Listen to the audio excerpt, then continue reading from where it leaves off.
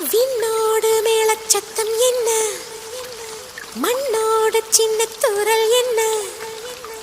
எங்கேதான் சென்றாயோ இப்போது வந்தாயோ, சொல்லாமல் வந்தது போல் இல்லாமல் போவாயோ, தப்பாமல் மீண்டும் சந்திப்பாயோ, நீ வரும்போ